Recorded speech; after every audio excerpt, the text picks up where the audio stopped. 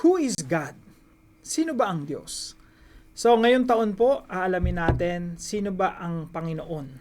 No, alam niyo po ang Diyos, pwede nating siyang makilala. Pwede nating sagutin yung tanong na sino ba ang Diyos sa dalawang kaparaanan.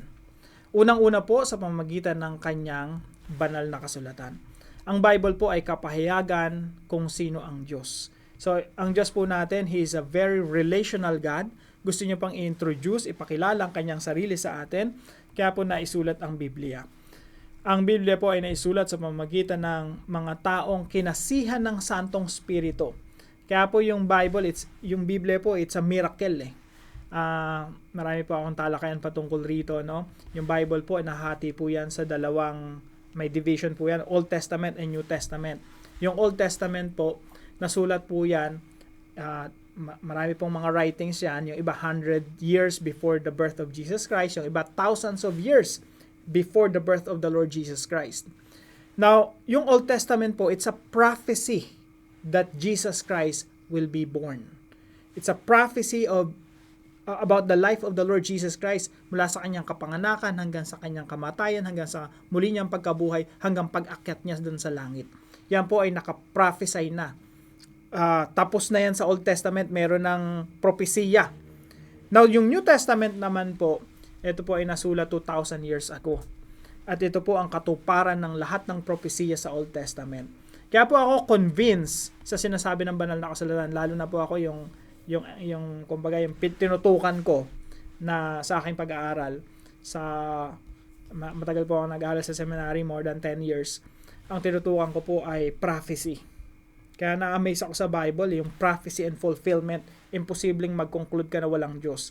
Pag binasa mo yung prophecy and fulfillment, propesya at katuparan, maunawaan mo na yung Biblia ay totoo na merong Diyos na gumagabay sa history ng sangkatauhan. Kaya po yung Biblia, pag binasa natin yan, makikilala natin yung Diyos. Kasi ang Diyos ay nagpapahayag ng mga bagay patungkol sa kanyang sarili sa pamamagitan ng banal na kasulatan.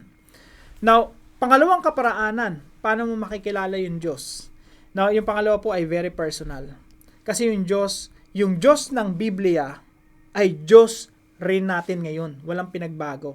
Sabi nga sa isang talata sa Bible, Jesus is the same yesterday, today, and forever. Yung Diyos natin hindi nagbabago. Siya pa rin yung Diyos natin ngayon. Kaya makikilala mo siya personally sa pamamagitan ng pagkilos ng Diyos sa iyong buhay. Personal, on a very personal level. At yung Diyos natin, very relational. Gusto niya magkaroon ng relationship sa iyo at sa akin, sa ating lahat. Kaya makikilala natin yung Diyos on a very personal level. Very intimate. Mas malapit pa yung Diyos kaysa sa atin, kaysa sa ating mga asawa, no? Kaysa sa ating mga anak, kaysa sa ating mga kapamilya. Kaya yung Diyos close na close, ang lapit sa atin. At makikita po natin yung pagkilos ng Diyos sa ating mga buhay araw-araw. Kaya po napakahalaga ng pagiging sensitive sa pagkilos ng Diyos sa ating buhay. Now, kung makikilala natin ang Diyos sa pamamagitan ng Biblia at sa atin sa pagkilos ng Diyos sa ating mga buhay on a very personal level, makikilala rin po natin ang Diyos sa pamamagitan ng mga Bible character sa Bible.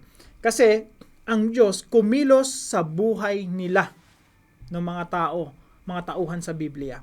Kaya po this whole year, ang devotion po natin ay Bible Characters Edition. Ibig sabihin, makikilala natin yung Diyos sa pamamagitan ng mga tauhan sa Biblia.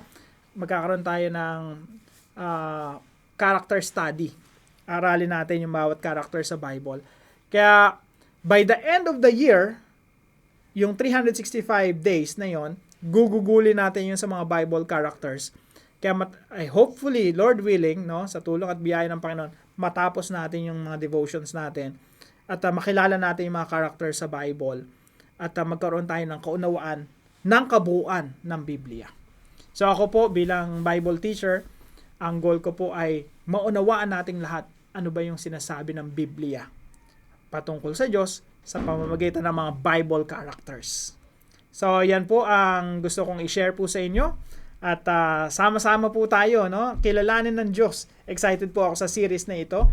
At nawa ang Diyos ang gumabay sa atin upang mas makilala natin siya sa pamamagitan ng mga devotions natin araw-araw. So, yun lamang po. Pagpalain po kayo ng ating Panginoon. See you po tomorrow 5 a.m. dito sa ating Daily Devotions.